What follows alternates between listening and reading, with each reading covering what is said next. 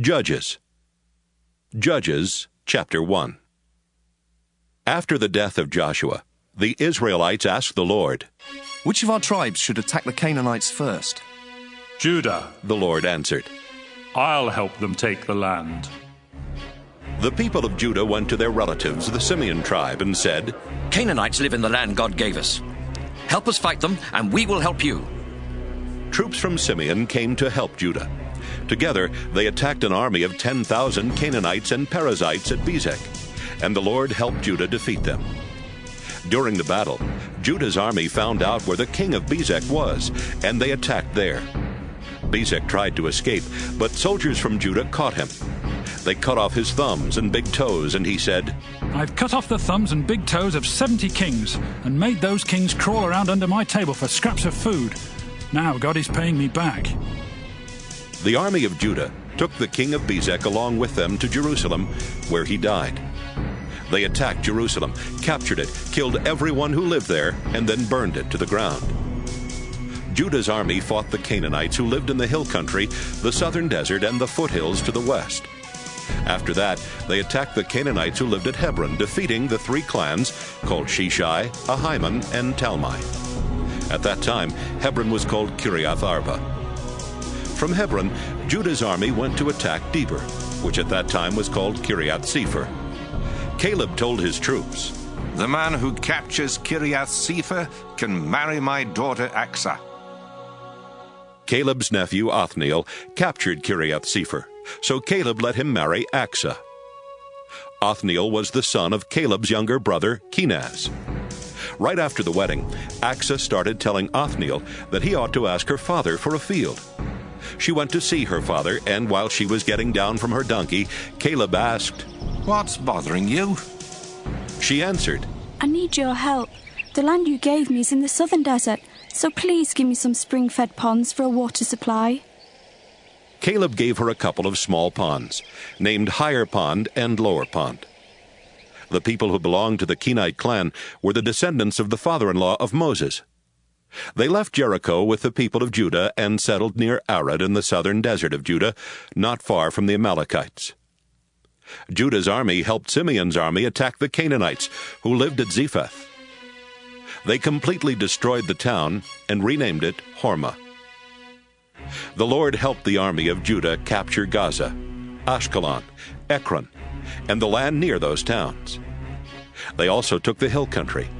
But the people who lived in the valleys had iron chariots, so Judah was not able to make them leave or to take their land. The tribe of Judah gave the town of Hebron to Caleb, as Moses had told them to do. Caleb defeated the three Anakim clans and took over the town.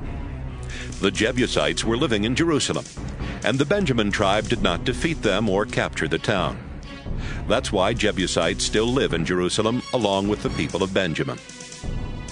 The Ephraim and Manasseh tribes were getting ready to attack Bethel, which at that time was called Luz. And the Lord helped them when they sent spies to find out as much as they could about Bethel. While the spies were watching the town, a man came out and told them, "If you show us how our army can get into the town, we'll make sure that you aren't harmed." The man showed them, and the two Israelite tribes attacked Bethel, killing everyone except the man and his family. The two tribes made the man and his family leave, so they went to the land of the Hittites, where he built a town. He named the town Luz, and that is still its name. Canaanites lived in the towns of Bethshean, Taanach, Dor, Ibleam, Megiddo, and all the villages nearby. The Canaanites were determined to stay, and the Manasseh tribe never did get rid of them. But later on, when the Israelites grew more powerful, they made slaves of the Canaanites. The Ephraim tribe did not get rid of the Canaanites who lived in Gezer, so the Canaanites lived there with the Israelites all around them. The Zebulun tribe did not get rid of the Canaanites who lived in Kitron and Nahalal, and the Canaanites stayed there with Israelites around them. But the people of Zebulun did force the Canaanites into slave labor. The Asher tribe did not get rid of the Canaanites who lived in Akko, Sidon, Alab, Aksib, Helba, Aphek, and Rehob, and the Asher tribe lived with Canaanites all around them. The Naphtali tribe did not get rid of the Canaanites who lived in Beth-Shemesh and Beth-Anath, but they did force the Canaanites into slave labor. The Naphtali tribe lived with Canaanites around them. The Amorites were strong enough to keep the tribe of Dan from settling in the valleys, so Dan had to stay in the hill country. The Amorites on Mount Heres and in Ajalon and Shaalbim were also determined to stay. Later on, as Ephraim and Manasseh grew more powerful, they forced those Amorites into slave labor. The old Amorite-Edomite border used to go from Selah through Scorpion Pass into the hill country. Judges chapter 2. The Lord's angel went from Gilgal to Bochim, and gave the Israelites this message from the Lord. I promised your ancestors that I would give this land to their families, and I brought your people here from Egypt. We made an agreement that I promised never to break, and you promised not to make any peace treaties with the other nations that live in the land. Besides that, you agreed to tear down the altars where they sacrificed to their idols, but you didn't keep your promise. And so, I'll stop helping you defeat your enemies. Instead, they will be there to trap you into worshipping their idols. The Israelites started crying loudly, and they offered sacrifices to the Lord. From then on, they called that place Crying. Joshua had been faithful to the Lord, and after Joshua sent the Israelites to take the land they had been promised, they remained faithful to the Lord until Joshua died at the age of 110. He was buried on his land in Timnath-Heres, in the hill country of Ephraim, north of Mount Gaash. Even though Joshua was gone, the Israelites were faithful to the Lord during the lifetime of those men who had been leaders with Joshua, and who had seen the wonderful things the Lord had done for Israel. After a while, the people of Joshua's generation died, and the next generation did not know the Lord or any of the things he had done for Israel. The Lord had brought their ancestors out of Egypt, and they had worshipped him. But now the Israelites stopped worshiping the Lord and worshipped the idols of Baal and Astarte, as well as the idols of other gods from nearby nations. The Lord was so angry at the Israelites that he let other nations raid Israel and steal their crops and other possessions. Enemies were everywhere, and the Lord always let them defeat Israel in battle. The Lord had warned Israel he would do this, and now the Israelites were miserable.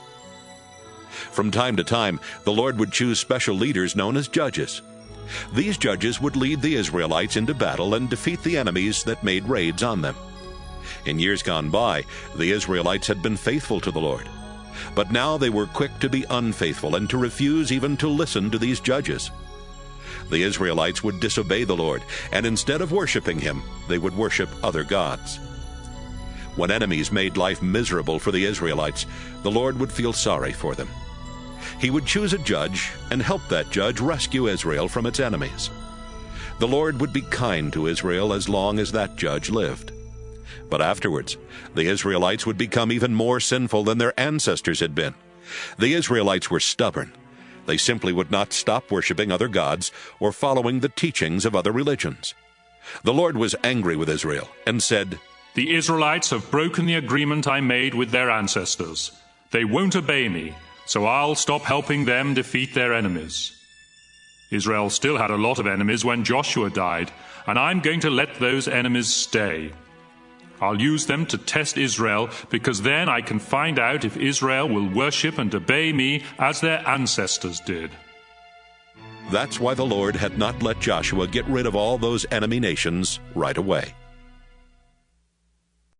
Judges chapter 3.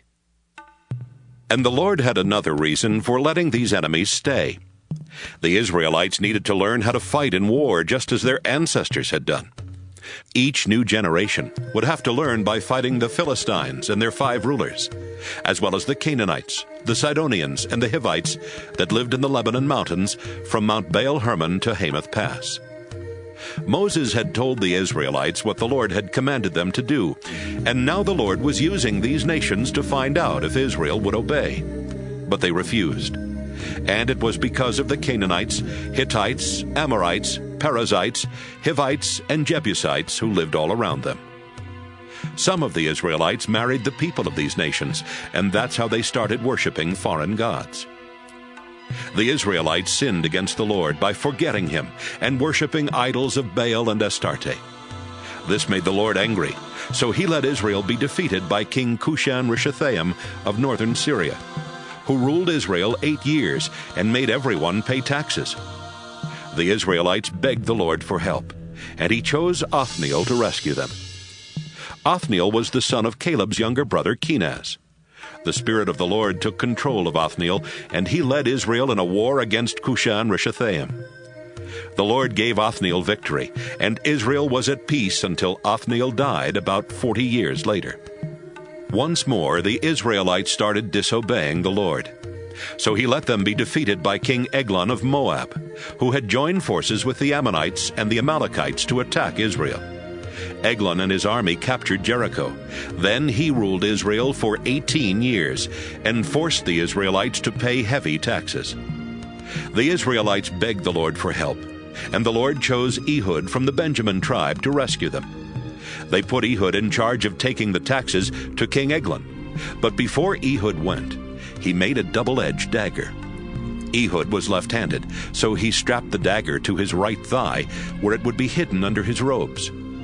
Ehud and some other Israelites took the taxes to Eglon, who was a very fat man. As soon as they gave the taxes to Eglon, Ehud said it was time to go home. Ehud went with the other Israelites as far as the statues at Gilgal.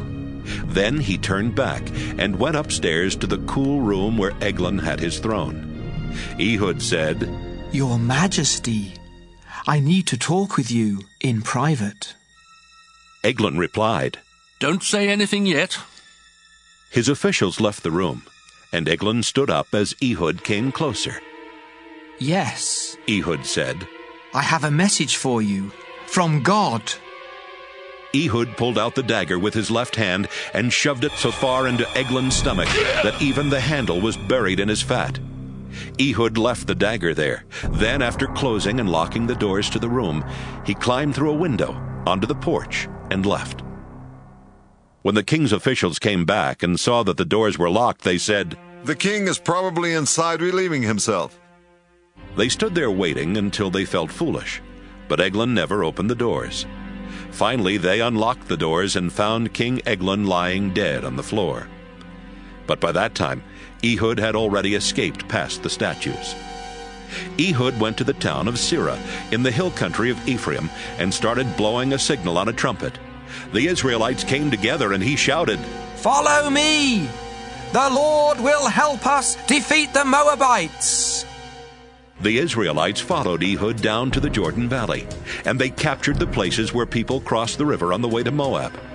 They would not let anyone go across, and before the fighting was over, they killed about 10,000 Moabite warriors. Not one escaped alive.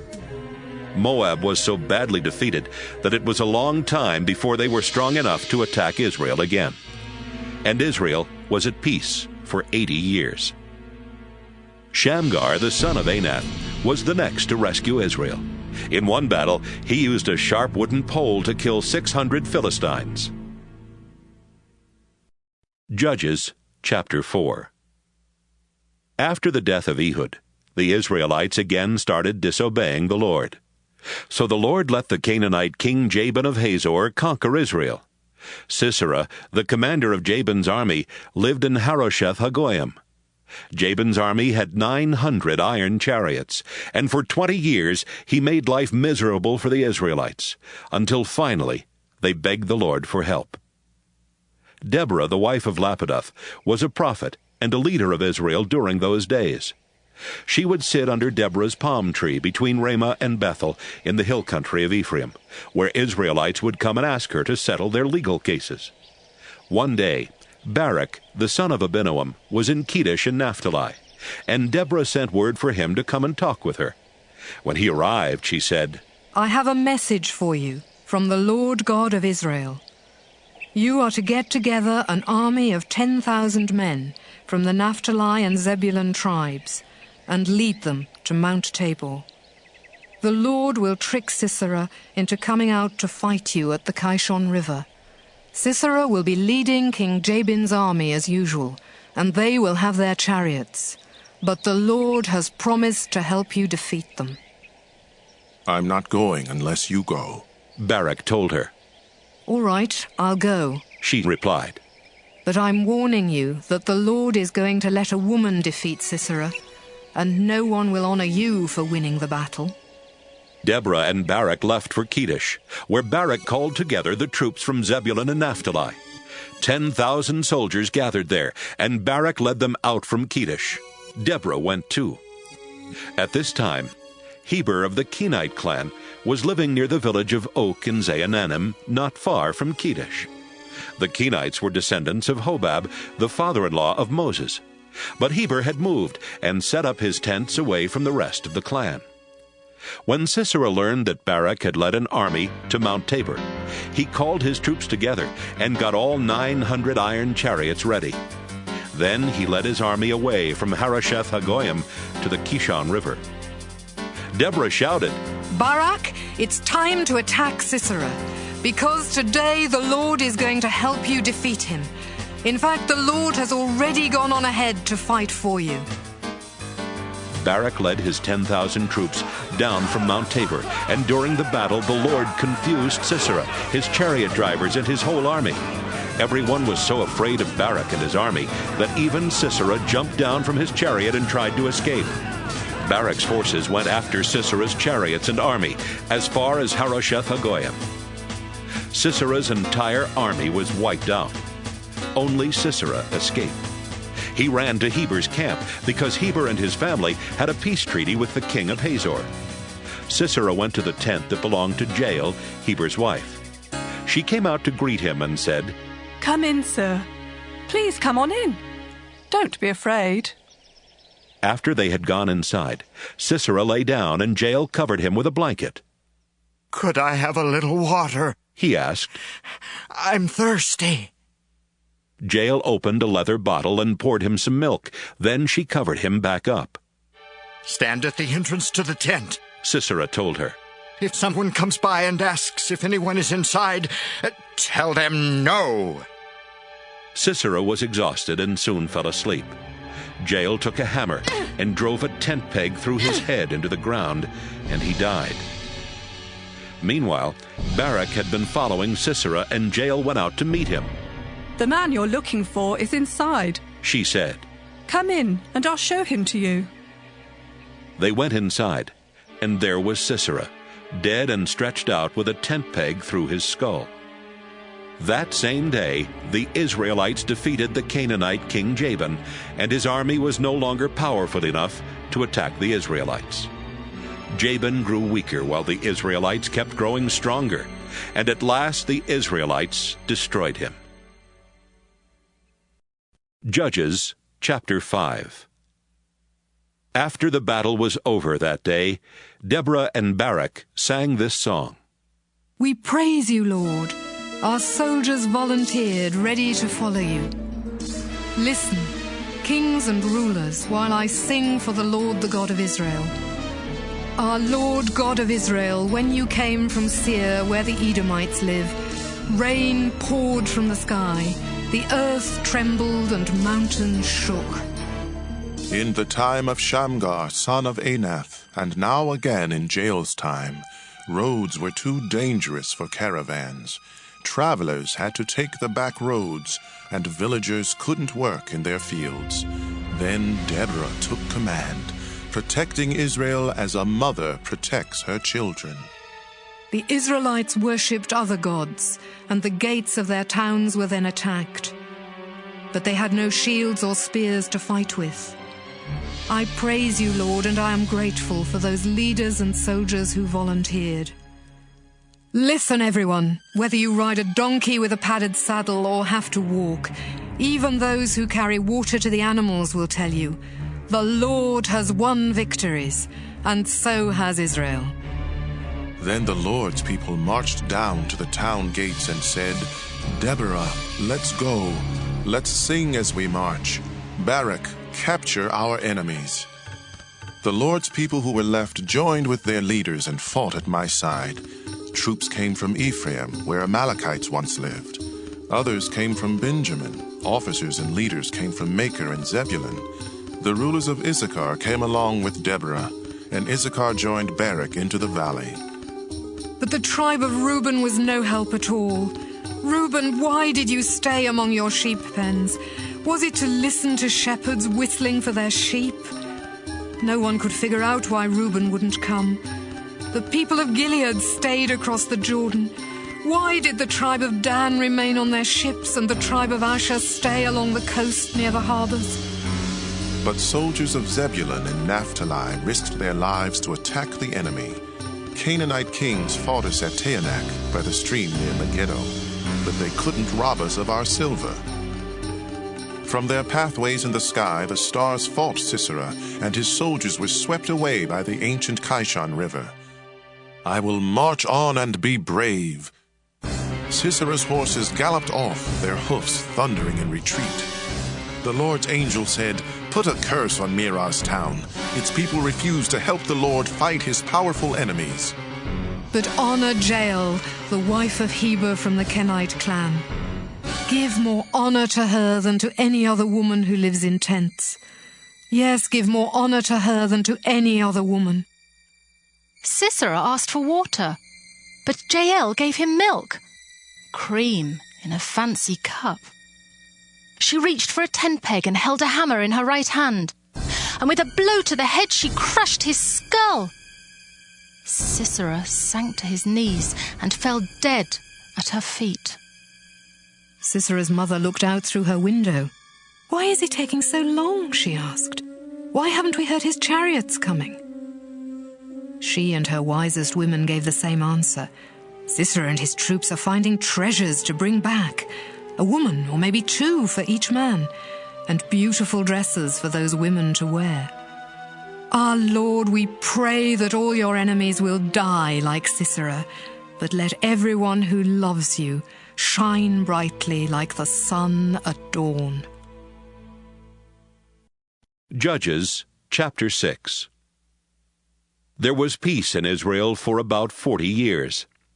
Then once again the Israelites started disobeying the Lord, so he let the nation of Midian control Israel for 7 years. The Midianites were so cruel that many Israelites ran to the mountains and hid in caves.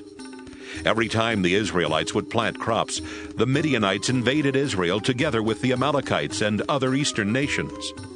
They rode in on their camels, set up their tents, and then let their livestock eat the crops as far as the town of Gaza. The Midianites stole food, sheep, cattle, and donkeys. Like a swarm of locusts, they could not be counted, and they ruined the land wherever they went.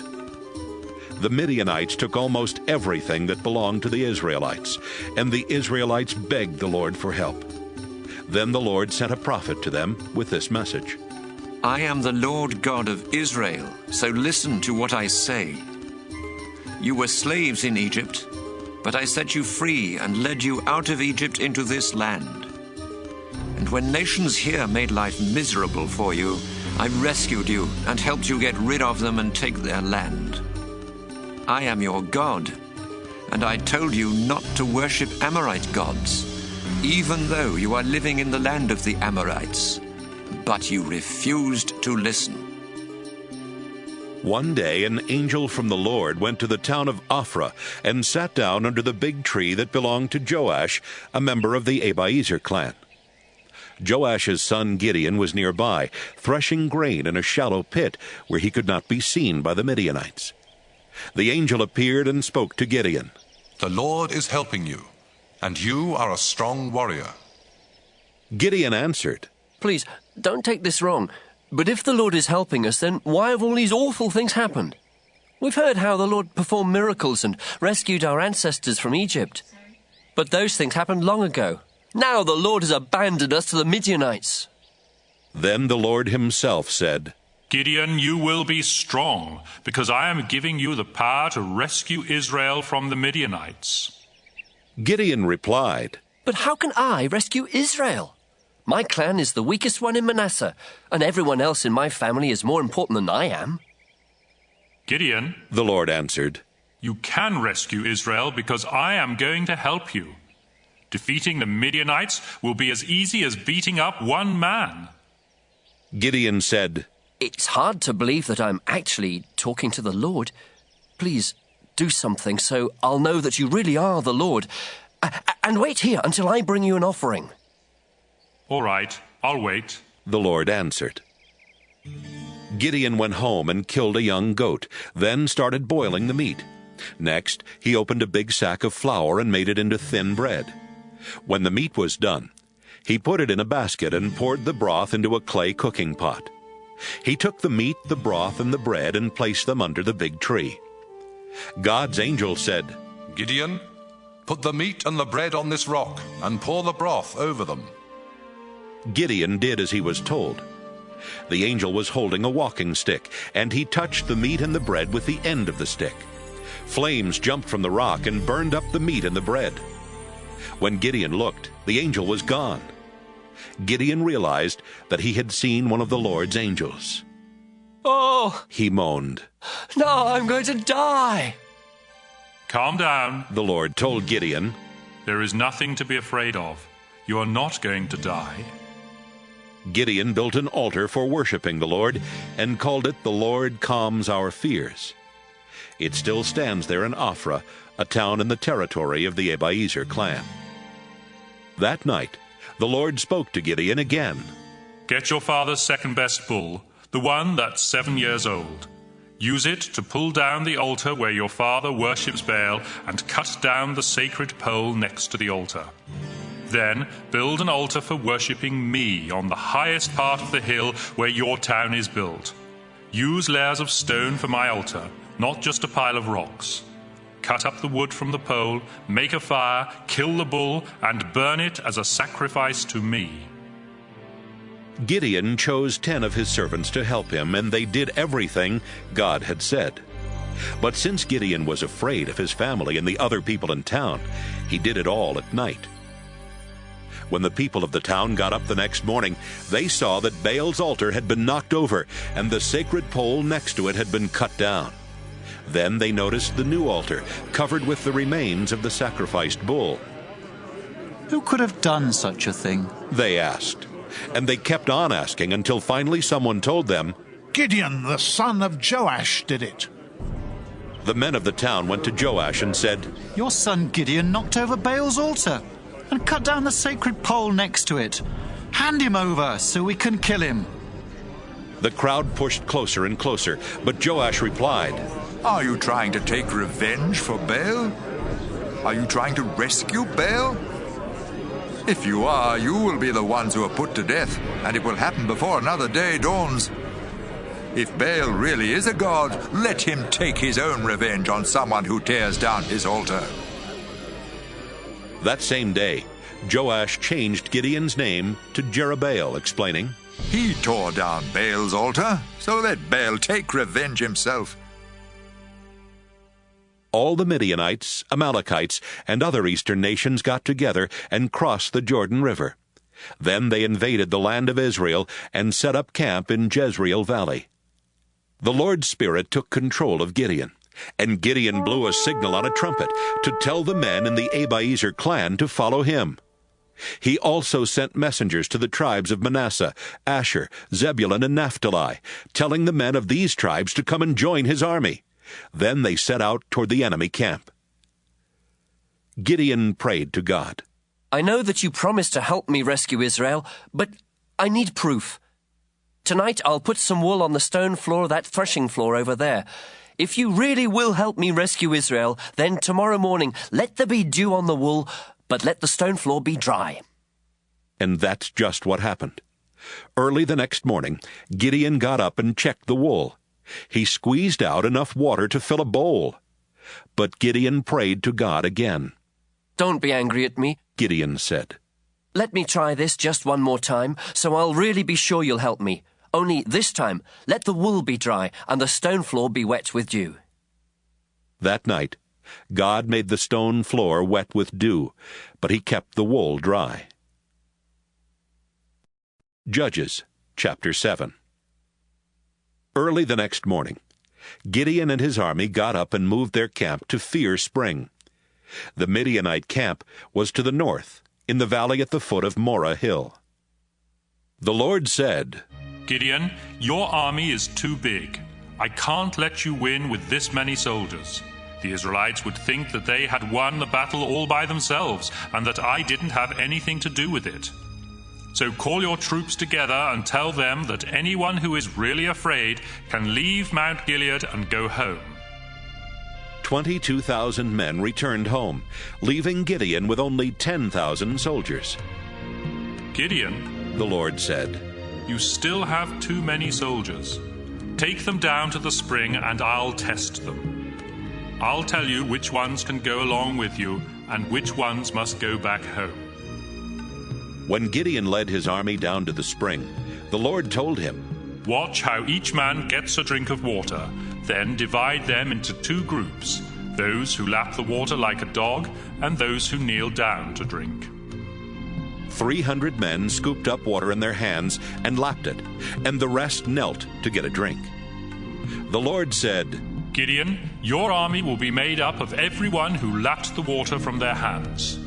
Send the others home. I'm going to rescue Israel by helping you and your army of 300 defeat the Midianites. Then Gideon gave these orders. You 300 men stay here. The rest of you may go home, but leave your food and trumpets with us. Gideon's army camp was on top of a hill overlooking the Midianite camp in the valley. That night, the Lord said to Gideon, Get up, attack the Midianite camp. I am going to let you defeat them. But if you're still afraid, you and your servant Purah should sneak down to their camp. When you hear what the Midianites are saying, you'll be brave enough to attack. Gideon and Purah worked their way to the edge of the enemy camp, where soldiers were on guard duty. The camp was huge. The Midianites, Amalekites, and other eastern nations covered the valley like a swarm of locusts, and it would be easier to count the grains of sand on a beach than to count their camels. Gideon overheard one enemy guard telling another, I had a dream about a flat loaf of barley bread that came tumbling into our camp. It hit the headquarters tent, and the tent flipped over and fell down. The other soldier answered, Your dream must have been about Gideon, the Israelite commander. It means God will let him and his army defeat the Midianite army and everyone else in our camp. As soon as Gideon heard about the dream and what it meant, he bowed down to praise God. Then he went back to the Israelite camp and shouted, Let's go! The Lord is going to let us defeat the Midianite army! Gideon divided his little army into 3 groups of 100 men, and he gave each soldier a trumpet and a large clay jar with a burning torch inside. Gideon said, When we get to the enemy camp, spread out and surround it. Then wait for me to blow a signal on my trumpet. As soon as you hear it, blow your trumpets and shout, Fight for the Lord! Fight for Gideon! Gideon and his group reached the edge of the enemy camp a few hours after dark, just after the new guards had come on duty. Gideon and his soldiers blew their trumpets and smashed the clay jars that were hiding the torches. The rest of Gideon's soldiers blew the trumpets they were holding in their right hands. Then they smashed the jars and held the burning torches in their left hands. Everyone shouted, Fight with your swords for the Lord and for Gideon! The enemy soldiers started yelling and tried to run away. Gideon's troops stayed in their positions, surrounding the camp, and blew their trumpets again. As they did, the Lord made the enemy soldiers pull out their swords and start fighting each other. The enemy army tried to escape from the camp.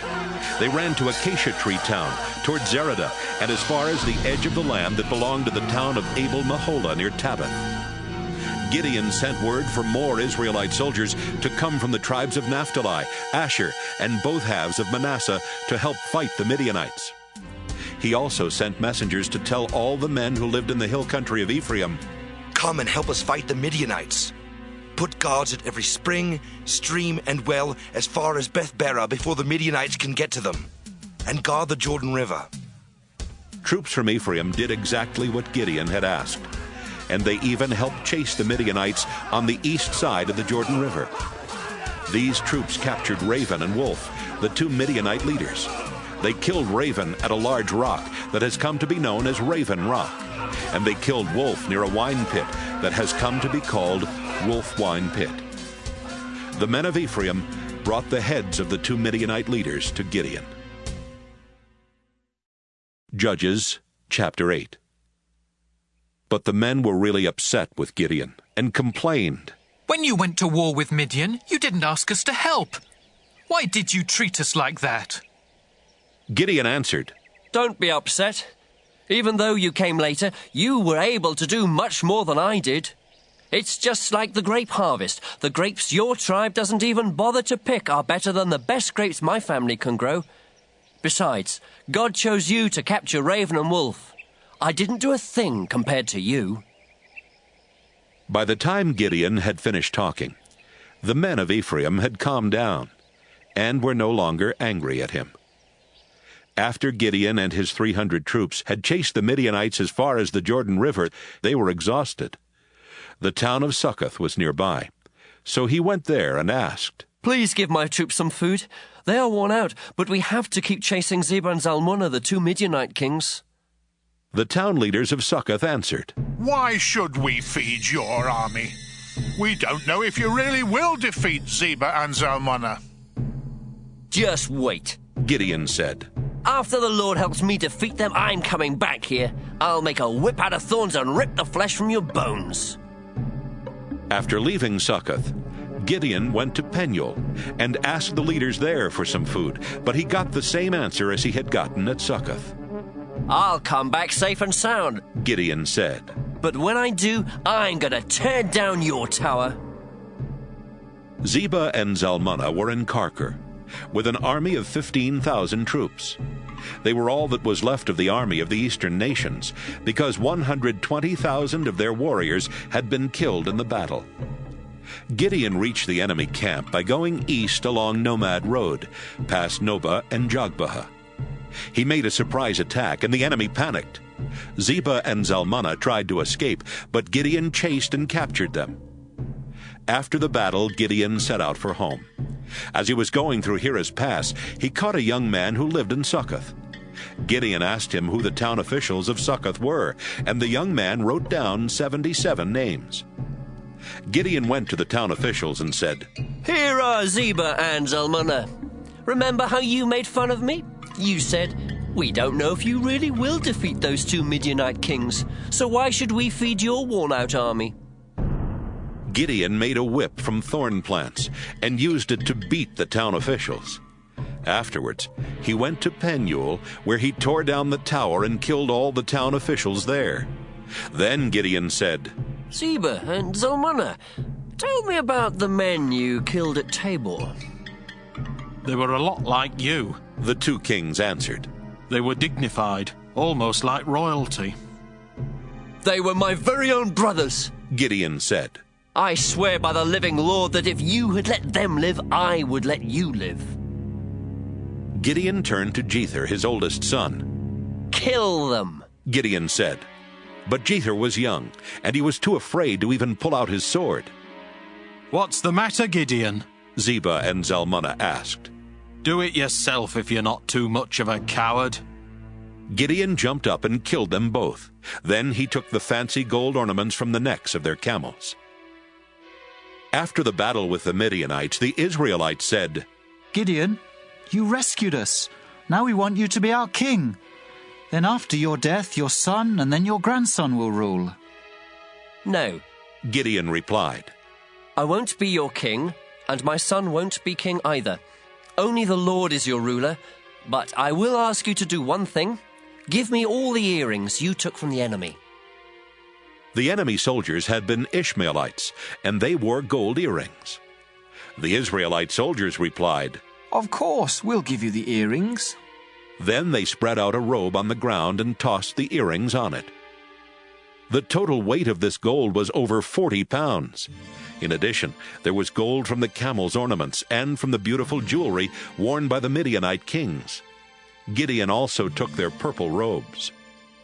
Gideon returned to his home in Ophrah and had the gold made into a statue, which the Israelites soon started worshipping. They became unfaithful to God, and even Gideon and his family were trapped into worshiping the statue. The Midianites had been defeated so badly that they were no longer strong enough to attack Israel, and so Israel was at peace for the remaining 40 years of Gideon's life.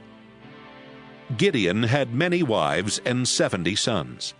He even had a wife who lived at Shechem. They had a son, and Gideon named him Abimelech.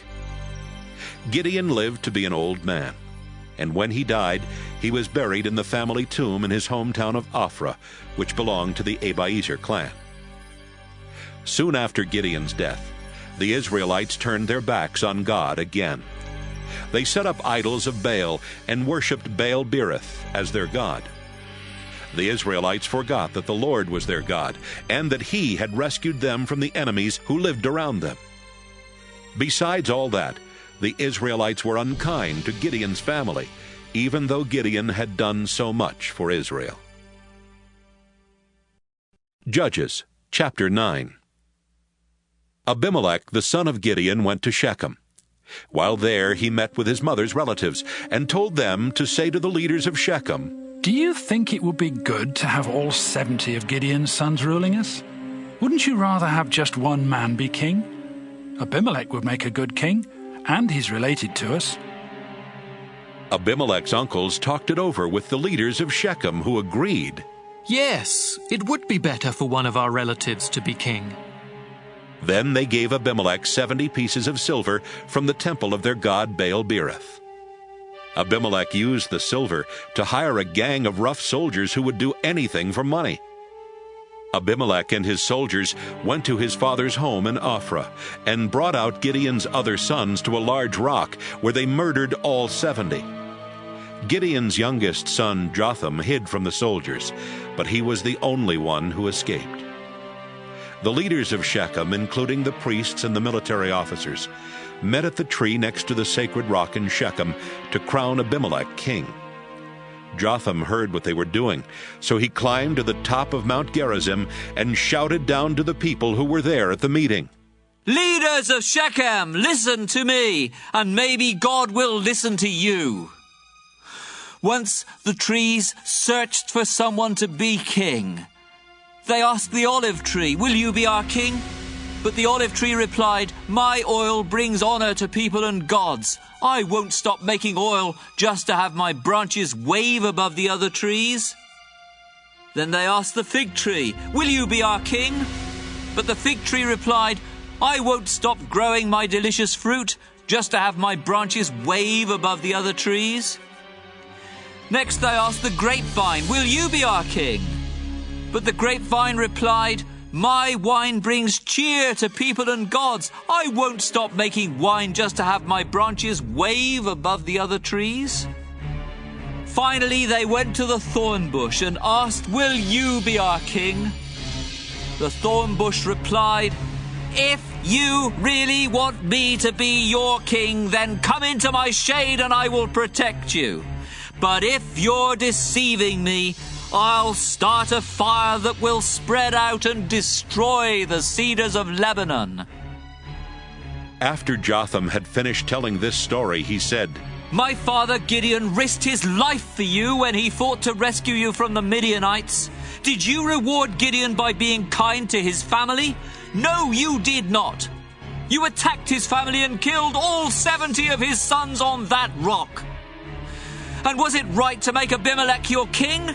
He's merely the son of my father's slave girl. But just because he's your relative, you made him king of Shechem. So, you leaders of Shechem, if you treated Gideon and his family the way you should have, then I hope you and Abimelech will make each other very happy. But if it was wrong to treat Gideon and his family the way you did, then I pray that Abimelech will destroy you with fire. And I pray that you will do the same to him.' Jotham ran off and went to live in the town of Beer, where he could be safe from his brother Abimelech. Abimelech had been a military commander of Israel for 3 years when God decided to punish him and the leaders of Shechem for killing Gideon's 70 sons. So God turned the leaders of Shechem against Abimelech. Then they sent some men to hide on the hilltops and watch for Abimelech and his troops, while they sent others to rob everyone that went by on the road. But Abimelech found out what they were doing. One day, Gaal, son of Ebed, went to live in Shechem. His brothers moved there too, and soon the leaders of Shechem started trusting him. The time came for the grape harvest, and the people of Shechem went into their vineyards and picked the grapes. They put the grapes in their wine pits and walked on them to squeeze out the juice in order to make wine. Then they went into the temple of their god and threw a big party. There was a lot of eating and drinking, and before long they were cursing Abimelech. Gaal said, Hamor was the founder of Shechem, and one of his descendants should be our ruler. But Abimelech's father was Gideon, so Abimelech isn't really one of us. He shouldn't be our king, and we shouldn't have to obey him or Zebul, who rules Shechem, for him. If I were the ruler of Shechem, I'd get rid of that Abimelech. I'd tell him, get yourself an even bigger army, and we will still defeat you. Zebul was angry when he found out what Gaal had said, and so he sent some messengers to Abimelech. But they had to pretend to be doing something else, or they would not have been allowed to leave Shechem. Zebul told the messengers to say, Gaal, the son of Ebed, has come to Shechem along with his brothers, and they have persuaded the people to let Gaal rule Shechem instead of you. This is what I think you should do. Lead your army here during the night and hide in the fields. Get up the next morning at sunrise and rush out of your hiding places to attack the town. Gaal and his followers will come out to fight you, but you will easily defeat them. So one night, Abimelech led his soldiers to Shechem. He divided them into 4 groups, and they all hid near the town. The next morning, Gaal went out and stood in the opening of the town gate. Abimelech and his soldiers left their hiding places, and Gaal saw them. Zebul was standing there with Gaal, and Gaal remarked, Zebul, that looks like a crowd of people coming down from the mountaintops. No, Zebul answered. It's just the shadows of the mountains. It only looks like people moving. But Zebul, look over there, Gaal said. There's a crowd coming down from the sacred mountain, and another group is coming along the road from the tree where people talk with the spirits of the dead. Then Zebul replied, What good is all your bragging now? You were the one who said Abimelech shouldn't be the ruler of Shechem. Out there is the army that you made fun of. So go out and fight them. Gaal and the leaders of Shechem went out and fought Abimelech. Soon the people of Shechem turned and ran back into the town. However, Abimelech and his troops were close behind and killed many of them along the way. Abimelech stayed at Arumah, and Zebul forced Gaal and his brothers out of Shechem. The next morning, the people of Shechem were getting ready to work in their fields as usual, but someone told Abimelech about it. Abimelech divided his army into 3 groups and set up an ambush in the fields near Shechem. When the people came out of the town, he and his army rushed out from their hiding places and attacked. Abimelech and the troops with him ran to the town gate and took control of it, while 2 other groups attacked and killed the people who were in the fields. He and his troops fought in Shechem all day until they had killed everyone in town. Then he and his men tore down the houses and buildings and scattered salt everywhere. Earlier that day, the leaders of the temple of El-Berith at Shechem had heard about the attack. So they went into the temple fortress. But Abimelech found out where they were. He led his troops to Mount Zalmon, where he took an axe and chopped off a tree branch. He lifted the branch onto his shoulder and shouted, Hurry! Cut off a branch just as I did! When they all had branches, they followed Abimelech back to Shechem. They piled the branches against the fortress and set them on fire, burning down the fortress and killing about 1,000 men and women. After destroying Shechem, Abimelech went to Thebez. He surrounded the town and captured it. But there was a tall fortress in the middle of the town, and the town leaders and everyone else went inside. Then they barred the gates and went up to the flat roof. Abimelech and his army rushed to the fortress and tried to force their way inside. Abimelech himself was about to set the heavy wooden doors on fire when a woman on the roof dropped a large rock on his head and cracked his skull. The soldier who carried his weapons was nearby, and Abimelech told him, "Take out your sword and kill me. I don't want people to say that I was killed by a woman." So the soldier ran his sword through Abimelech. And when the Israelite soldiers saw that their leader was dead, they went back home. That's how God punished Abimelech for killing his brothers and bringing shame on his father's family. God also punished the people of Shechem for helping Abimelech. Everything happened just as Jotham's curse said it would. Judges chapter 10. Tola was the next person to rescue Israel. He belonged to the Issachar tribe, but he lived in Shamer, a town in the hill country of Ephraim. His father was Pua, and his grandfather was Dodo. Tola was a leader of Israel for 23 years. Then he died and was buried in Shamer. The next leader of Israel was Jair, who lived in Gilead. He was a leader for 22 years. He had 30 sons, and each son had his own mule and was in charge of one town in Gilead. Those 30 towns are still called the settlements of Jair. When he died, he was buried in the town of Kaman. Before long, the Israelites began disobeying the Lord by worshipping Baal, Astarte, and gods from Syria, Sidon, Moab, Ammon, and Philistia. The Lord was angry at Israel, and decided to let Philistia and Ammon conquer them. So the same year that Jair died, Israel's army was crushed by these two nations. For 18 years, Ammon was cruel to the Israelites who lived in Gilead, the region east of the Jordan River that had once belonged to the Amorites. Then the Ammonites began crossing the Jordan and attacking the tribes of Judah, Benjamin, and Ephraim. Life was miserable for the Israelites. They begged the Lord for help and confessed, "We were unfaithful to you, our Lord. We stopped worshipping you and started worshipping idols of Baal." The Lord answered, "In the past, when you came crying to me for help, I rescued you.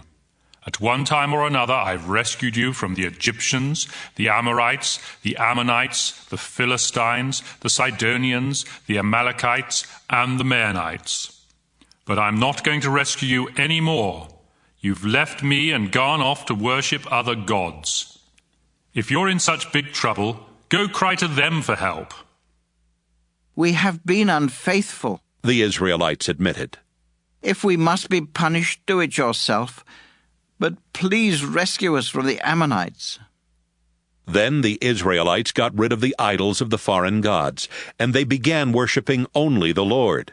Finally, there came a time when the Lord could no longer stand to see them suffer.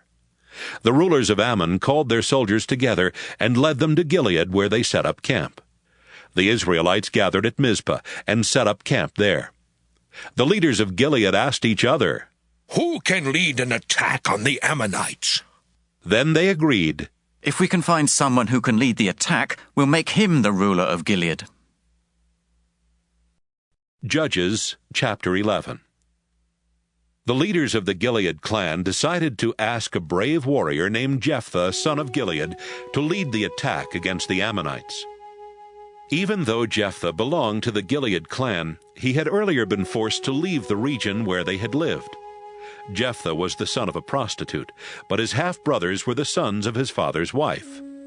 One day his half-brothers told him, "You don't really belong to our family, so you can't have any of the family property." Then they forced Jephthah to leave home. Jephthah went to the country of Tob, where he was joined by a number of men who would do anything for money. So the leaders of Gilead went to Jephthah and said, "Please come back to Gilead. If you lead our army, we will be able to fight off the Ammonites." "Didn't you hate me?" Jephthah replied. "Weren't you the ones who forced me to leave my family? You're coming to me now just because you're in trouble." "But we do want you to come back," the leaders said.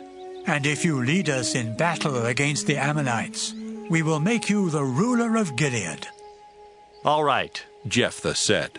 "If I go back with you and the Lord lets me defeat the Ammonites, Will you really make me your ruler? You have our word, the leaders answered. and the Lord is a witness to what we have said. So Jephthah went back to Mizpah with the leaders of Gilead. The people of Gilead gathered at the place of worship and made Jephthah their ruler. Jephthah also made promises to them.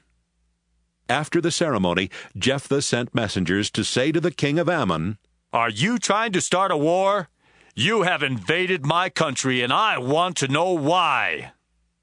The king of Ammon replied, "Tell Jephthah that the land really belongs to me, all the way from the Arnon River in the south to the Jabbok River in the north and west to the Jordan River. When the Israelites came out of Egypt, they stole it. Tell Jephthah to return it to me, and there won't be any war." Jephthah sent the messengers back to the king of Ammon, and they told him that Jephthah had said, "Israel hasn't taken any territory from Moab or Ammon. When the Israelites came from Egypt, they traveled in the desert to the Red Sea and then to Kadesh.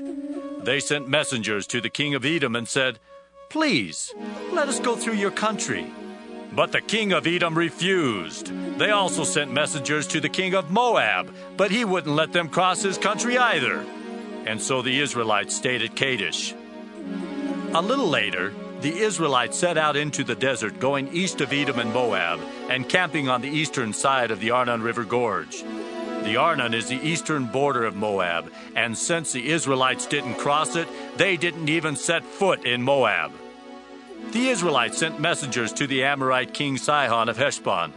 'Please,' they said, 'let our people go through your country to get to our own land.' Sihon didn't think the Israelites could be trusted, so he called his army together. They set up camp at Jahaz, then they attacked the Israelite camp. But the Lord God helped Israel defeat Sihon and his army. Israel took over all of the Amorite land where Sihon's people had lived, from the Arnon River in the south to the Jabbok River in the north, and from the desert in the east to the Jordan River in the west." The messengers also told the king of Ammon that Jephthah had said, "The Lord God of Israel helped his nation get rid of the Amorites and take their land. Now, do you think you're going to take over that same territory? If Chemosh, your God, takes over a country and gives it to you, don't you have a right to it? And if the Lord takes over a country and gives it to us, the land is ours. Are you better than Balak, the son of Zippor? He was the king of Moab, but he didn't quarrel with Israel or start a war with us. For 300 years, Israelites have been living in Heshbon and Aurora and in the nearby villages, and in the towns along the Arnon River Gorge. If the land really belonged to you Ammonites, you wouldn't have waited until now to try to get it back. I haven't done anything to you, but it's certainly wrong of you to start a war. I pray that the Lord will show whether Israel or Ammon is in the right." But the king of Ammon paid no attention to Jephthah's message. Then the Lord's Spirit took control of Jephthah, and Jephthah went through Gilead and Manasseh raising an army. Finally, he arrived at Mizpah in Gilead, where he promised the Lord, "If you will let me defeat the Ammonites and come home safely, I will sacrifice to you whoever comes out to meet me first." From Mizpah, Jephthah attacked the Ammonites, and the Lord helped him defeat them. Jephthah and his army destroyed the 20 towns between Aroer and Minnith, and others as far as Abel-Kiramim. After that, the Ammonites could not invade Israel any more. When Jephthah returned to his home in Mizpah, the first one to meet him was his daughter. She was playing a tambourine and dancing to celebrate his victory, and she was his only child. "Oh," Jephthah cried. Then he tore his clothes in sorrow and said to his daughter, "I made a sacred promise to the Lord, and I must keep it. Your coming out to meet me has broken my heart." "Father," she said, "you made a sacred promise to the Lord, and he let you defeat the Ammonites. Now you must do what you promised, even if it means I must die. But first, please let me spend 2 months wandering in the hill country with my friends. We will cry together because I can never get married and have children." "Yes, you may have 2 months," Jephthah said. She and some other girls left, and for 2 months they wandered in the hill country, crying because she could never get married and have children. Then she went back to her father. He did what he had promised, and she never got married. That's why every year Israelite girls walk around for 4 days weeping for Jephthah's daughter. Judges chapter 12. The men of the Ephraim tribe got together an army and went across the Jordan River to Zaphon to meet with Jephthah. They said, "Why did you go to war with the Ammonites without asking us to help? Just for that, we're going to burn down your house with you inside." "But I did ask for your help," Jephthah answered. "That was back when the people of Gilead and I were having trouble with the Ammonites, and you wouldn't do a thing to help us. So, when we realized you weren't coming, we risked our lives and attacked the Ammonites, and the Lord let us defeat them. There's no reason for you to come here today to attack me." But the men from Ephraim said, "You people of Gilead are nothing more than refugees from Ephraim. You even live on land that belongs to the tribes of Ephraim and Manasseh."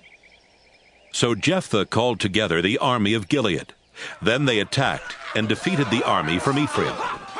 The army of Gilead also posted guards at all the places where the soldiers from Ephraim could cross the Jordan River to return to their own land. Whenever one of the men from Ephraim would try to cross the river, the guards would say, "Are you from Ephraim?" "No," the man would answer. "I'm not from Ephraim." The guards would then tell them to say Shibboleth, because they knew that people of Ephraim could say Sibboleth, but not Shibboleth. If the man said Sibboleth, the guards would grab him and kill him right there. Altogether, 42,000 men from Ephraim were killed in the battle and at the Jordan. Jephthah was a leader of Israel for 6 years before he died and was buried in his hometown Mizpah in Gilead. Ibzan, the next leader of Israel, came from Bethlehem. He had 30 daughters and 30 sons, and he let them all marry outside his clan. Ibzan was a leader for 7 years before he died and was buried in Bethlehem. Elon from the Zebulun tribe was the next leader of Israel. He was a leader for 10 years before he died and was buried in Ajalon that belonged to the Zebulun tribe. Abdon, the son of Hillel, was the next leader of Israel. He had 40 sons and 30 grandsons, and each one of them had his own donkey. Abdon was a leader for 8 years before he died and was buried in his hometown of Pirathon, which is located in the part of the hill country of Ephraim where Amalekites used to live. Judges chapter 13. Once again the Israelites started disobeying the Lord, so he let the Philistines take control of Israel for 40 years. Manoah from the tribe of Dan lived in the town of Zorah.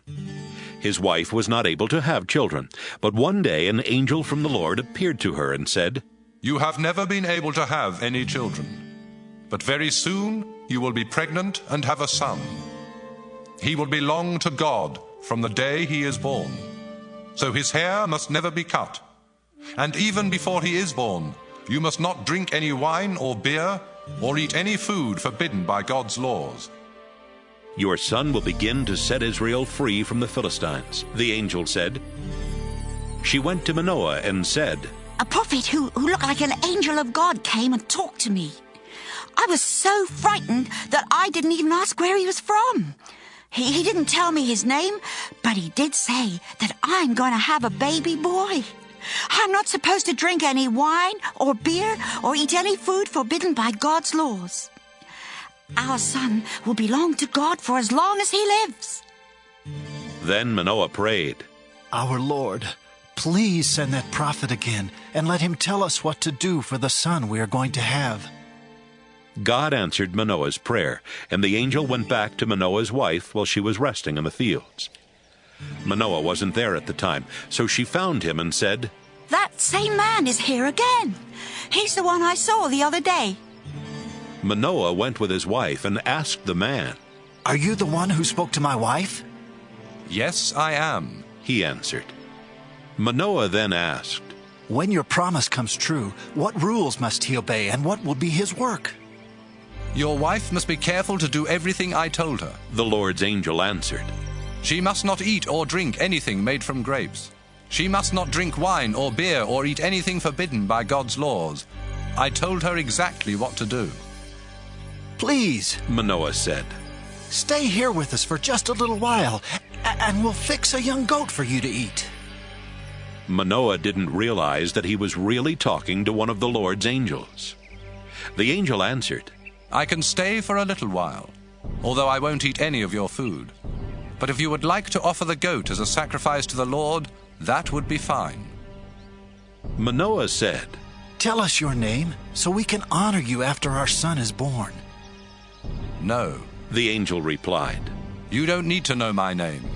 And if you did, you couldn't understand it. So Manoah took a young goat over to a large rock he had chosen for an altar, and he built a fire on the rock. Then he killed the goat and offered it with some grain as a sacrifice to the Lord. But then an amazing thing happened. The fire blazed up toward the sky, and the Lord's angel went up toward heaven in the fire. Manoah and his wife bowed down low when they saw what happened. The angel was gone, but Manoah and his wife realized that he was one of the Lord's angels. Manoah said, We have seen an angel. Now we are going to die. The Lord isn't going to kill us. Manoah's wife responded. The Lord accepted our sacrifice and grain offering, and he let us see something amazing. Besides, he told us that we're going to have a son. Later, Manoah's wife did give birth to a son, and she named him Samson. As the boy grew, the Lord blessed him. Then, while Samson was staying at Dan's camp between the towns of Zorah and Eshtaol, the Spirit of the Lord took control of him. Judges chapter 14. One day Samson went to Timnah, where he saw a Philistine woman. When he got back home, he told his parents, I saw a Philistine woman in Timnah, and I want to marry her. Get her for me. His parents answered, There are a lot of women in our clan, and even more in the rest of Israel. Those Philistines are pagans. Why would you want to marry one of their women? She looks good to me, Samson answered. Get her for me. At that time, the Philistines were in control of Israel, and the Lord wanted to stir up trouble for them. That's why he made Samson desire that woman. As Samson and his parents reached the vineyards near Timnah, a fierce young lion suddenly roared and attacked Samson. But the Lord's Spirit took control of Samson, and with his bare hands he tore the lion apart as though it had been a young goat. His parents didn't know what he had done, and he didn't tell them. When they got to Timnah, Samson talked to the woman, and he was sure that she was the one for him. Later, Samson returned to Timnah for the wedding. And when he came near the place where the lion had attacked, he left the road to see what was left of the lion. He was surprised to see that bees were living in the lion's skeleton, and that they had made some honey. He scooped up the honey in his hands and ate some of it as he walked along. When he got back to his parents, he gave them some of the honey, and they ate it too. But he didn't tell them he had found the honey in the skeleton of a lion. While Samson's father went to make the final arrangements with the bride and her family, Samson threw a big party as grooms usually did. When the Philistines saw what Samson was like, they told 30 of their young men to stay with him at the party. Samson told the 30 young men, This party will last for 7 days. Let's make a bet. I'll tell you a riddle, and if you can tell me the right answer before the party is over, I'll give each one of you a shirt and a full change of clothing. But if you can't tell me the answer, then each of you will have to give me a shirt and a full change of clothing. It's a bet, the Philistine said. Tell us the riddle. Samson said, Once so strong and mighty, now so sweet and tasty. 3 days went by, and the Philistine young men had not come up with the right answer. Finally, on the 7th day of the party, they went to Samson's bride and said, You had better trick your husband into telling you the answer to his riddle. Have you invited us here just to rob us? If you don't find out the answer, we will burn you and your family to death. Samson's bride went to him and started crying in his arms. You must really hate me, she sobbed. If you love me at all, you would have told me the answer to your riddle. Oh, but I haven't even told my parents the answer, Samson replied. Why should I tell you? For the entire 7 days of the party, she had been whining and trying to get the answer from him. But that 7th day, she put so much pressure on Samson that he finally gave in and told her the answer. She went straight to the young men and told them. Before sunset that day, the men of the town went to Samson with this answer. A lion is the strongest, honey is the sweetest. Samson replied, This answer you have given me doubtless came from my bride-to-be. Then the Lord's Spirit took control of Samson. He went to Ashkelon, where he killed 30 men and took their clothing. Samson then gave it to the 30 young men at Timnah and stormed back home to his own family. The father of the bride had Samson's wife marry one of the 30 young men that had been at Samson's party. Judges, chapter 15. Later during the wheat harvest, Samson went to visit the young woman he thought was still his wife. He brought along a young goat as a gift and said to her father, I want to go into my wife's bedroom. You can't do that, he replied. When you left the way you did, I thought you were divorcing her. So I arranged for her to marry one of the young men who were at your party. But my younger daughter is even prettier, and you can have her as your wife. This time, Samson answered, I have a good reason for really hurting some Philistines. Samson went out and caught 300 foxes and tied them together in pairs with oil-soaked rags around their tails. Then Samson took the foxes into the Philistine wheat fields that were ready to be harvested. He set the rags on fire and let the foxes go. The wheat fields went up in flames, and so did the stacks of wheat that had already been cut. Even the Philistine vineyards and olive orchards burned. Some of the Philistines started asking around, Who could have done such a thing? It was Samson. Someone told them. He married the daughter of that man in Timnah. But then the man gave Samson's wife to one of the men at the wedding. The Philistines' leaders went to Timnah and burned to death Samson's wife and her father. When Samson found out what they had done, he went to them and said, You killed them, and I won't rest until I get even with you. Then Samson started hacking them to pieces with his sword. Samson left Philistia and went to live in the cave at Etam Rock. But it wasn't long before the Philistines invaded Judah and set up a huge army camp at Jawbone. The people of Judah asked, Why have you invaded our land? The Philistines answered, We've come to get Samson. We're going to do the same things to him that he did to our people. 3,000 men from Judah went to the cave at Etam Rock and said to Samson, Don't you know that the Philistines rule us and they will punish us for what you did? I was only getting even with them. Samson replied, They did the same things to me first. We came here to tie you up and turn you over to them, said the men of Judah. I won't put up a fight, Samson answered. But you have to promise not to hurt me yourselves. We promise, the men said. We will only tie you up and turn you over to the Philistines. We won't kill you. Then they tied up his hands and arms with 2 brand new ropes and led him away from Etam Rock. When the Philistines saw that Samson was being brought to their camp at Jawbone, they started shouting and ran toward him. But the Lord's Spirit took control of Samson, and Samson broke the ropes as though they were pieces of burnt cloth. Samson glanced around and spotted the jawbone of a donkey. The jawbone had not yet dried out, so it was still hard and heavy. Samson grabbed it and started hitting Philistines. He killed 1,000 of them. After the fighting was over, he made up this poem about what he had done to the Philistines. I used a donkey's jawbone to kill 1,000 men.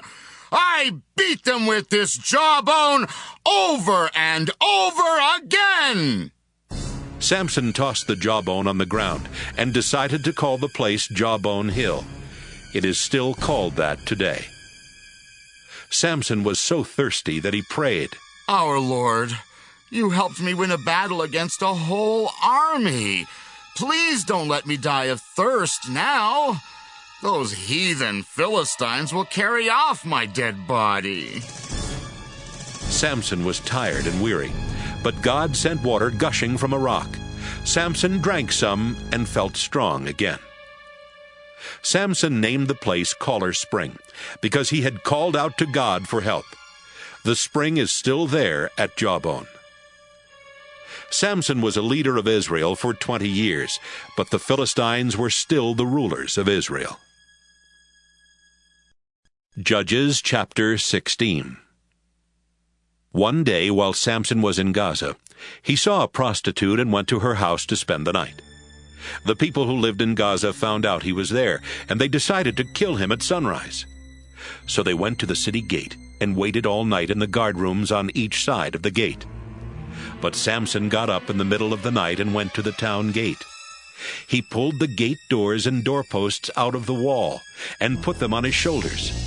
Then he carried them all the way to the top of the hill that overlooks Hebron, where he set the doors down, still closed and locked. Some time later, Samson fell in love with a woman named Delilah, who lived in Sorek Valley. The Philistine rulers went to Delilah and said, "Trick Samson into telling you what makes him so strong, and what can make him weak. Then we can tie him up, so he can't get away. If you find out his secret, we will each give you 1,100 pieces of silver." The next time Samson was at Delilah's house, she asked, "Samson, what makes you so strong? How can I tie you up so you can't get away? Come on, you can tell me." Samson answered, "If someone ties me up with 7 new bowstrings that have never been dried, it will make me just as weak as anyone else." The Philistine rulers gave 7 new bowstrings to Delilah. They also told some of their soldiers to go to Delilah's house and hide in the room where Samson and Delilah were. If the bowstrings made Samson weak, they would be able to capture him.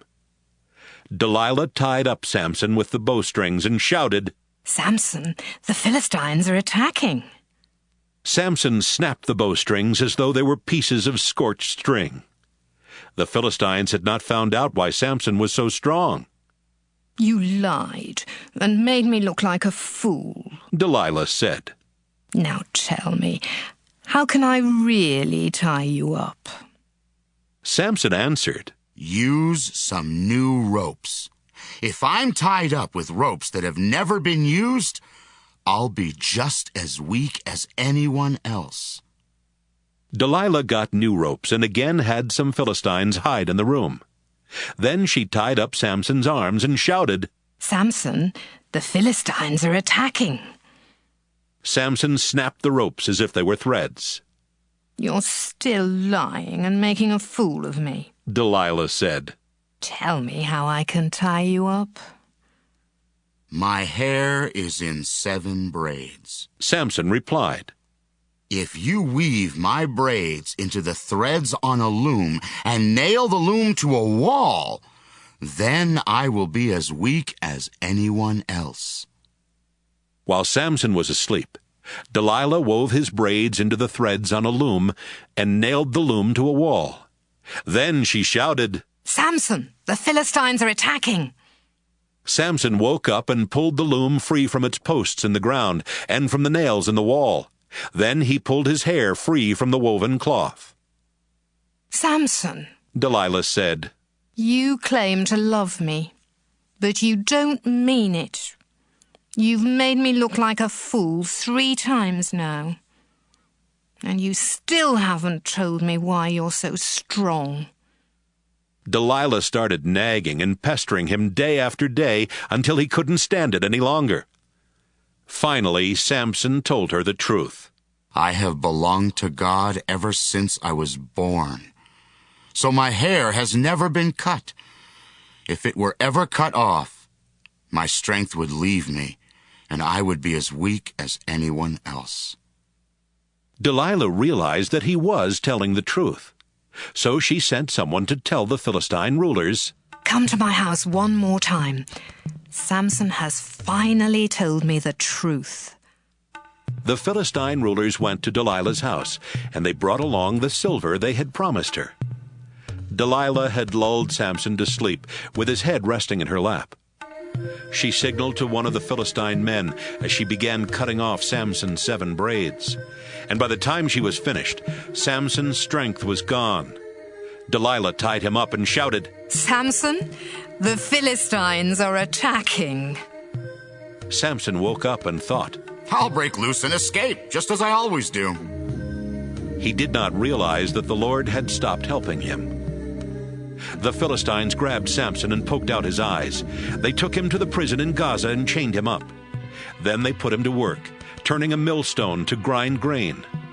But they didn't cut his hair anymore, so it started growing back. The Philistine rulers threw a big party and sacrificed a lot of animals to their god Dagon. The rulers said, Samson was our enemy, but our god Dagon helped us capture him. Everyone there was having a good time, and they shouted, Bring out Samson! He's still good for a few more laughs. The rulers had Samson brought from the prison, and when the people saw him, this is how they praised their god. Samson ruined our crops and killed our people. He was our enemy, but our God helped us capture him. They made fun of Samson for a while. Then they told him to stand near the columns that supported the roof.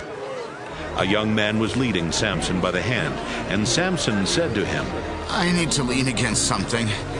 Take me over to the columns that hold up the roof.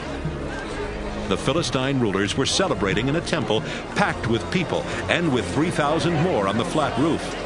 They had all been watching Samson and making fun of him. Samson prayed, Please remember me, Lord God. The Philistines poked out my eyes, but make me strong one last time so I can take revenge for at least one of my eyes. Samson was standing between the 2 middle columns that held up the roof. He felt around and found one column with his right hand and the other with his left hand. Then he shouted, Let me die with the Philistines! He pushed against the columns as hard as he could, and the temple collapsed with the Philistine rulers and everyone else still inside. Samson killed more Philistines when he died than he had killed during his entire life. His brothers and the rest of his family went to Gaza and took his body back home. They buried him in his father's tomb, which was located between Zorah and Eshtaol. Samson was a leader of Israel for 20 years. Judges chapter 17. Micah belonged to the Ephraim tribe and lived in the hill country. One day he told his mother, Do you remember those 1,100 pieces of silver that were stolen from you? I was there when you put a curse on whoever stole them. Well, I'm the one who did it. His mother answered, I pray that the Lord will bless you, my son. Micah returned the silver to his mother, and she said, I give this silver to the Lord so my son can use it to make an idol. Turning to her son, she said, Micah, now the silver belongs to you. But Micah handed it back to his mother. She took 200 pieces of the silver and gave them to a silver worker who made them into an idol. They kept the idol in Micah's house. He had a shrine for worshiping God there at his home, and he had made some idols and a sacred priestly vest. Micah chose one of his own sons to be the priest for his shrine. This was before kings ruled Israel, so all the Israelites did whatever they thought was right. One day a young Levite came to Micah's house in the hill country of Ephraim. He had been staying with one of the clans of Judah in Bethlehem, but he had left Bethlehem to find a new place to live where he could be a priest. Where are you from? Micah asked. I am a Levite from Bethlehem in Judah. The man answered, And I'm on my way to find a new place to live. Micah said, Why don't you stay here with me? You can be my priest and tell me what God wants me to do. Every year I'll give you 10 pieces of silver and 1 complete set of clothes, and I'll provide all your food." The young man went for a walk. Then he agreed to stay with Micah and be his priest. He lived in Micah's house, and Micah treated him like one of his own sons. Micah said, "I have a Levite as my own priest. Now I know that the Lord will be kind to me." Judges chapter 18. These things happened before kings ruled Israel. About this time, the tribe of Dan was looking for a place to live. The other tribes had land, but the people of Dan did not really have any to call their own. The tribe chose 5 warriors to represent their clans and told them, "Go and find some land where we can live." The warriors left the area of Zorah and Eshtaol and went into the hill country of Ephraim. One night they stayed at Micah's house because they heard the young Levite talking, and they knew from his accent that he was from the south. They asked him, "What are you doing here? Who brought you here?" The Levite replied, "Micah hired me as his priest." Then he told them how well Micah had treated him. "Please, talk to God for us," the men said. "Ask God if we will be successful in what we are trying to do." "Don't worry," answered the priest. "The Lord is pleased with what you are doing." The 5 men left and went to the town of Laish, whose people were from Sidon, but Sidon was too far away to protect them. Even though their town had no walls, the people thought they were safe from attack, so they had not asked anyone else for protection, which meant that the tribe of Dan could easily take over Laish. The 5 men went back to Zorah and Eshtaol, where their relatives asked, "Did you find any land?" "Let's go," the 5 men said. "We saw some very good land with enough room for all of us, and it has everything we'll ever need. What are you waiting for? Let's attack and take it. You'll find that the people think they're safe, but God is giving the land to us." 600 men from the tribe of Dan strapped on their weapons and left Zorah and Eshtaol with their families. One night they camped near Kiriath Jearim, in the territory of Judah, and that's why the place just west of Kiriath Jearim is still known as Dan's camp. Then they went into the hill country of Ephraim. When they came close to Micah's house, the 5 men who had been spies asked the other warriors, "Did you know that someone in this village has several idols and a sacred priestly vest? What do you think we should do about it?" The 600 warriors left the road and went to the house on Micah's property where the young Levite priest lived. They stood at the gate and greeted the priest. Meanwhile, the 5 men who had been there before went into Micah's house and took the sacred priestly vest and the idols. "Hey!" the priest shouted. "What do you think you're doing?" "Quiet," the men said. "Keep your mouth shut and listen. Why don't you come with us and be our priest, so you can tell us what God wants us to do? You could stay here and be a priest for one man's family, but wouldn't you rather be the priest for a clan, or even a whole tribe of Israel?" The priest really liked that idea, so he took the vest and the idols and joined the others from the tribe of Dan. Then they turned and left after putting their children, their cattle, and the rest of their other possessions in front. They had traveled for some time before Micah asked his neighbors to help him get his things back. He and his men caught up with the people of Dan and shouted for them to stop. They turned to face him and asked, "What's wrong? Why did you bring all these men?" Micah answered, "You know what's wrong. You stole the gods I made, and you took my priest. I don't have anything left." "We don't want to hear any more about it," the people of Dan said. "And if you make us angry, you'll only get yourself and your family killed." After saying this, they turned and left. Micah realized there was no way he could win a fight with them, and so he went back home. The tribe of Dan took Micah's priest and the things Micah had made and headed for Laish, which was located in a valley controlled by the town of Beth-rehob. Laish was defenseless because it had no walls and was too far from Sidon for the Sidonians to help defend it. The leaders of Laish had not even asked nearby towns to help them in case of an attack. The warriors from Dan made a surprise attack on Laish, killing everyone and burning it down. Then they rebuilt the town and settled there themselves. But they named it Dan after one of Israel's sons, who was the ancestor of their tribe. Even though the place of worship was in Shiloh, the people of Dan set up the idol Micah had made. They worshipped the idol, and the Levite was their priest. His name was Jonathan, and he was a descendant of Gershom, the son of Moses. His descendants served as priests for the tribe of Dan until the people of Israel were taken away as prisoners by their enemies. Judges chapter 19. Before kings ruled Israel, a Levite was living deep in the hill country of the Ephraim tribe. He married a woman from Bethlehem in Judah, but she was unfaithful and went back to live with her family in Bethlehem. 4 months later, her husband decided to try and talk her into coming back. So he went to Bethlehem, taking along a servant and 2 donkeys. He talked with his wife, and she invited him into their family's home. Her father was glad to see him and did not want him to leave. So the man stayed 3 days, eating and drinking with his father-in-law. When everyone got up on the 4th day, the Levite started getting ready to go home. But his father-in-law said, "Don't leave until you have a bite to eat. You'll need strength for your journey." The 2 men sat down together and ate a big meal. "Come on," the man's father-in-law said. "Stay tonight and have a good time." The Levite tried to leave, but his father-in-law insisted, and he spent 1 more night. The 5th day the man got up early to leave, but his wife's father said, "You need to keep up your strength. Why don't you leave right after lunch?" So the 2 of them started eating.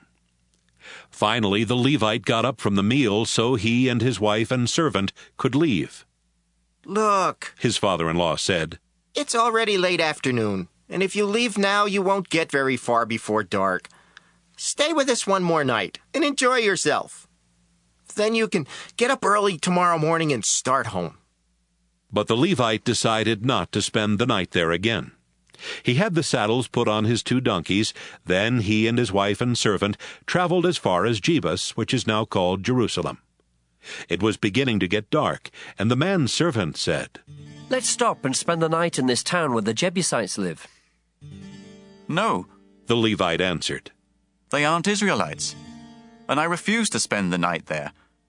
We'll stop for the night at Gibeah, because we can make it to Gibeah, or maybe even to Ramah before dark." They walked on and reached Gibeah in the territory of Benjamin just after sunset. They left the road and went into Gibeah, but the Levite couldn't find a house where anyone would let them spend the night, and they sat down in the open area just inside the town gates. Soon an old man came in through the gates on his way home from working in the fields. Most of the people who lived in Gibeah belonged to the tribe of Benjamin, but this man was originally from the hill country of Ephraim. He noticed that the Levite was just in town to spend the night. "Where are you going?" the old man asked. "Where did you come from?"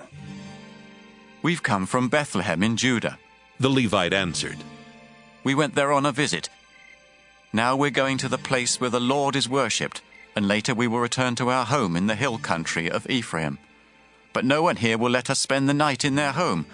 We brought food for our donkeys and bread and wine for ourselves, so we don't need anything except a place to sleep." The old man said, "You are welcome to spend the night in my home and to be my guest, but don't stay out here." The old man brought them into his house and fed their donkeys. Then he and his guests washed their feet and began eating and drinking. They were having a good time when some worthless men of that town surrounded the house and started banging on the door and shouting, "A man came to your house tonight. Send him out so we can have sex with him." The old man went outside and said, "My friends, please don't commit such a horrible crime against a man who is a guest in my house. Let me send out my daughter instead. She's a virgin, and I'll even send out the man's wife. You can rape them or do whatever else you want, but please don't do such a horrible thing to this man." The men refused to listen, so the Levite grabbed his wife and shoved her outside. The men raped her and abused her all night long. Finally, they let her go just before sunrise. And it was almost daybreak when she went back to the house where her husband was staying. She collapsed at the door and lay there until sunrise. About that time, her husband woke up and got ready to leave. He opened the door and went outside, where he found his wife lying at the door with her hands on the doorstep. "Get up," he said. "It's time to leave." But his wife didn't move. He lifted her body onto his donkey and left. When he got home, he took a butcher knife and cut her body into 12 pieces. Then he told some messengers, "Take one piece to each tribe of Israel and ask everyone if anything like this has ever happened since Israel left Egypt. Tell them to think about it, talk it over, and tell us what should be done." Everyone who saw a piece of the body said, "This is horrible. Nothing like this has ever happened since the day Israel left Egypt." Judges chapter 20. The Israelites called a meeting of the nation, and since they were God's people, the meeting was held at the place of worship in Mizpah. Men who could serve as soldiers came from everywhere in Israel, from Dan in the north, Beersheba in the south, and Gilead east of the Jordan River. 400,000 of them came to Mizpah, and they each felt the same about what those men from the tribe of Benjamin had done. News about the meeting at Mizpah reached the tribe of Benjamin. As soon as the leaders of the tribes of Israel took their places, the Israelites said, "How could such a horrible thing happen?"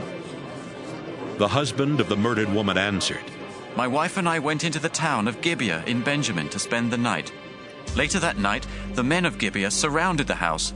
They wanted to kill me, but instead they raped and killed my wife. It was a terrible thing for Israelites to do.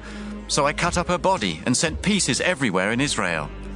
You are the people of Israel, and you must decide today what to do about the men of Gibeah." The whole army was in agreement, and they said, "None of us will go home. We'll send 1/10 of the men from each tribe to get food for the army, and we'll ask God who should attack Gibeah, because those men deserve to be punished for committing such a horrible crime in Israel." Everyone agreed that Gibeah had to be punished. The tribes of Israel sent messengers to every town and village in Benjamin, and wherever the messengers went, they said, "How could those worthless men in Gibeah do such a disgusting thing? We can't allow such a terrible crime to go unpunished in Israel. Hand the men over to us, and we will put them to death." But the people of Benjamin refused to listen to the other Israelites. Men from towns all over Benjamin's territory went to Gibeah and got ready to fight Israel. The Benjamin tribe had 26,000 soldiers, not counting the 700 who were Gibeah's best warriors. In this army there were 700 left-handed experts who could sling a rock at a target the size of a hair and hit it every time. The other Israelite tribes organized their army and found they had 400,000 experienced soldiers. So they went to the place of worship at Bethel and asked God, "Which tribe should be the first to attack the people of Benjamin?" "Judah," the Lord answered. The next morning, the Israelite army moved its camp to a place near Gibeah. Then they left their camp and got into position to attack the army of Benjamin. Benjamin's soldiers came out of Gibeah and attacked, and when the day was over, 22,000 Israelite soldiers lay dead on the ground. The people of Israel went to the place of worship and cried until sunset. Then they asked the Lord, "Should we attack the people of Benjamin again, even though they are our relatives?" "Yes," the Lord replied. "Attack them again." The Israelite soldiers encouraged each other to be brave and to fight hard. Then the next day they went back to Gibeah and took up the same positions as they had before. That same day, Benjamin's soldiers came out of Gibeah and attacked, leaving another 18,000 Israelite soldiers dead on the battlefield. The people of Israel went to the place of worship at Bethel, where the sacred chest was being kept. They sat on the ground crying and not eating for the rest of the day. Then, about sunset, They offered sacrifices to please the Lord and to ask his blessing. Phinehas the priest then prayed, Our Lord, the people of Benjamin are our relatives. Should we stop fighting or attack them again? Attack, the Lord answered. Tomorrow I will let you defeat them. The Israelites surrounded Gibeah, but stayed where they could not be seen. Then the next day, they took the same positions as twice before. But this time they had a different plan. They said, When the men of Benjamin attack, we will run off and let them chase us away from the town and into the country roads. The soldiers of Benjamin attacked the Israelite army and started pushing it back from the town. They killed about 30 Israelites in the fields and along the road between Gibeah and Bethel. The men of Benjamin were thinking, We're mowing them down like we did before. The Israelites were running away, but they headed for Baal Tamar, where they regrouped. They had set an ambush, and they were sure it would work. 10,000 of Israel's best soldiers had been hiding west of Gibeah, and as soon as the men of Benjamin chased the Israelites into the countryside, these 10,000 soldiers made a surprise attack on the town gates. They dashed in and captured Gibeah, killing everyone there. Then they set the town on fire, because the smoke would be the signal for the other Israelite soldiers to turn and attack the soldiers of Benjamin. The fighting had been so heavy around the soldiers of Benjamin that they did not know the trouble they were in. But then they looked back and saw clouds of smoke rising from the town. They looked in front and saw the soldiers of Israel turning to attack. This terrified them, because they realized that something horrible was happening. And it was horrible. Over 25,000 soldiers of Benjamin died that day.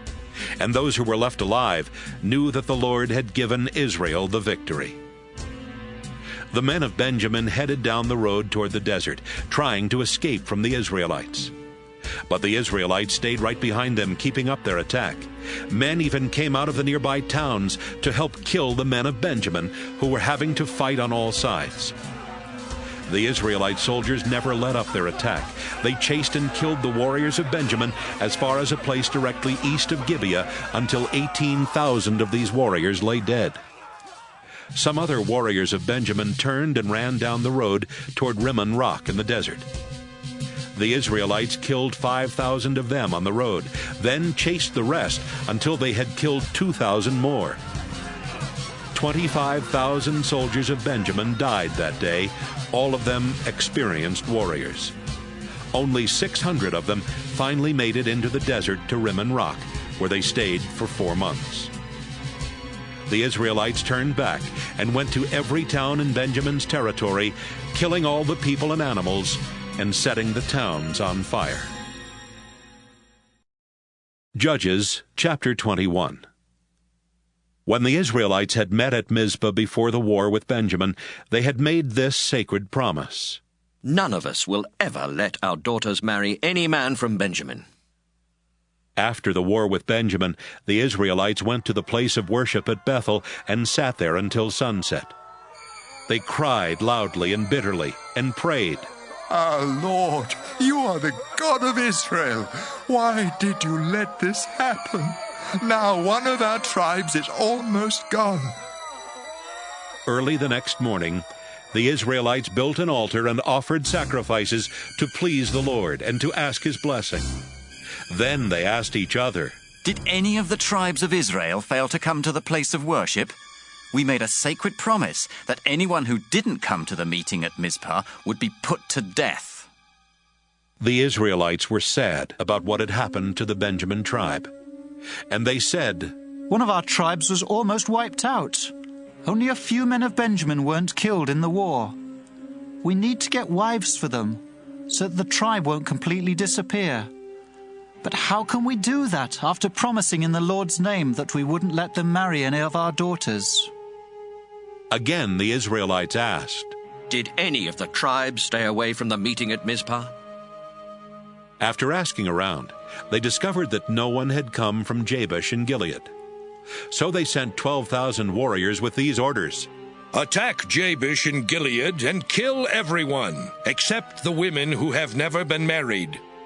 The warriors attacked Jabesh in Gilead and returned to their camp in Canaan with 400 young women. The Israelites met and sent messengers to the men of Benjamin at Rimmon Rock, telling them that the Israelites were willing to make peace with them. So the men of Benjamin came back from Rimmon Rock, and the Israelites let them marry the young women from Jabesh. But there weren't enough women. The Israelites were very sad, because the Lord had almost wiped out one of their tribes. Then their national leaders said, "All the women of the Benjamin tribe were killed. How can we get wives for the men of Benjamin who are left? If they don't have children, one of the Israelite tribes will die out. But we can't let the men of Benjamin marry any of our daughters. We made a sacred promise not to do that. And if we break our promise, we will be under our own curse." Then someone suggested, "What about the Lord's festival that takes place each year in Shiloh? It's held north of Bethel, south of Lebonah, and just east of the road that goes from Bethel to Shechem." The leaders told the men of Benjamin who still did not have wives, "Go to Shiloh and hide in the vineyards near the festival. Wait there for the young women of Shiloh to come out and perform their dances. Then rush out and grab one of the young women. Then take her home as your wife. If the fathers or brothers of these women complain about this, we'll say, 'Be kind enough to let those men keep your daughter.' After all, we couldn't get enough wives for all the men of Benjamin in the battle of Jabesh.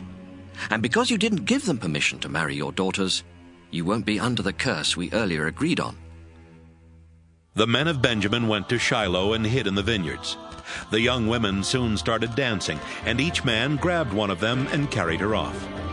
Then the men of Benjamin went back to their own land and rebuilt their towns and started living in them again. Afterwards, the rest of the Israelites returned to their homes and families. In those days, Israel wasn't ruled by a king, and everyone did what they thought was right.